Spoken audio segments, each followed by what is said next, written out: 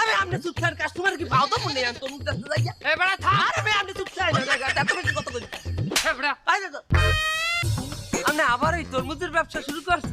তাকে মনে নাই আগের ফির রোজায় আমরা তরমুজের ব্যবসা করিয়ে ম্যাজিস্ট্রেটের রাতে ধরা খাইলাম। এই ফির ম্যাজিস্ট্রেট আওয়ার আগেই তরমুজ বেচতে হলাম, তুই টেনশন করিস না। তরমুজ তরমুজ ভালো হবে তো?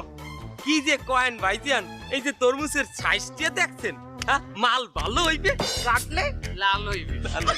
তা কেজি কত রিয়া? 80 টাকা কেজি। কয় কেজি হবে ওটা? এটা 10 কেজি হইবে। আর দাম আছে কত? 800 টাকা। আরে কপালে কয় কি? এতে কিয়ামতের আলামত। এ ভাই আলিজালি কথা কন কি লিখা, আপনি নেবেন না নেলে হিন্দু যাইব। এই তুই ঝাড়ি লাও যে? এ সামনে তুই বাজে ব্যবহার দেখছিস, এককাল ধরিয়ে গেটি খুলে দিবি, যা হিন্দু যা।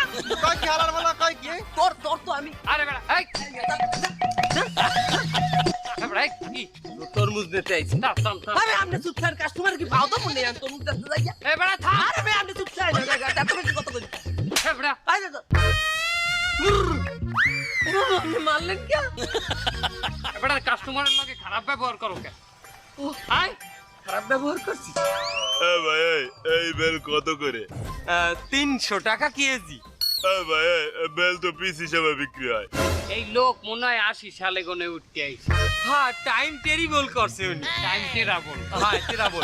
এমএ এ বেল এখন কেজি হিসাবে। হ্যাঁ। এটা 2024 সাল। ভাই কয়দিন আগেও তো পিস হিসাবে কিনলাম বেল। পিস না 300 টাকা ও কেজি। বাবা আপনারে যতই কইবেন যে কেজি হিসাবে বেচা হয়, তোমারই কইবে আমি হিসাবে দেইছি আমি। ভাই আপনি কি আমার কপি করতেছেন?